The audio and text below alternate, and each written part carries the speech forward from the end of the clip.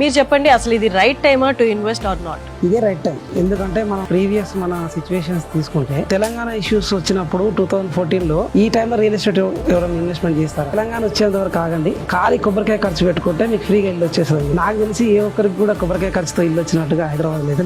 అది అయిపోక ఇమీడియట్ గా డిమానిటైజేషన్ వచ్చింది. డిమానిటైజేషన్ లో పెద్ద నోట్లు రద్దు అవుతున్నప్పుడు నోట్లు లేనప్పుడు రియల్ ఎస్టేట్ ఎక్కడదని చెప్పేసి ఆగి అక్కడ సిచ్యువేషన్ క్రాస్ అయిన తర్వాత మినిమం 3 to 4 times మనకు అప్రిషియేషన్ అయింది. నెక్స్ట్ థర్డ్ సిచ్యువేషన్ తీసుకుంటే కరోనా వచ్చినప్పుడు ప్రాణం పోతుంటే ప్లాట్లు ఎవరు కొంటారని నాకు చాలా మంది చెప్పారు. టెనెంట్ కి కరోనా వచ్చిందంటే ఇంట్లోంచి బయటకు వెళ్ళగొట్టారు ఓనర్స్. టెనెంట్ చనిపోయిందంటే కాలనీకి కట్టలడ్డం పెట్టారు ఇంటికి రాకుండా. ఆ సందర్భంలో కదా యాక్చువల్ గా నా లైఫ్ లో నాకంటూ ఎక్కడో దగ్గర ఒక ప్లాట్ ఉండాలి, ఒక సొంత ఇల్లు ఉండాలని ఎమోషన్స్ తోటి మాకు ఎక్కువ ప్లాట్లు ఉంది. ఫోర్త్ సిచ్యువేషన్ ఏంటంటే గవర్నమెంట్ చేంజ్. ఇప్పుడు మనం పెరుగుతుందా ఉందా లేదా, మనకు ఈ ప్రపంచంలో పుట్టుగా ఉన్నంత వరకు ప్లాట్లు పెరుగుతూనే ఉంటాయి, రేట్లు పెరుగుతూనే ఉంటాయి. ఎందుకంటే మనం రీక్రియేట్ చేయడానికి అవకాశం లేదు. 100x to 500x పెరిగింది అనమాట ల్యాండ్ రేట్స్ 1975 to 2025 మధ్యలో.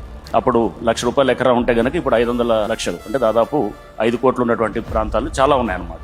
At the same time this is the right time to invest. అంటే ఇప్పుడు కొనుక్కుంటే ప్లాట్లు మనకు లాస్ట్ ఇయర్ ప్రైస్ దొరుకుతుంది మనకి. ఇప్పుడు ఎవరో చెప్పారని మీరు ఆగిపోతే నష్టపోయేది మీరే.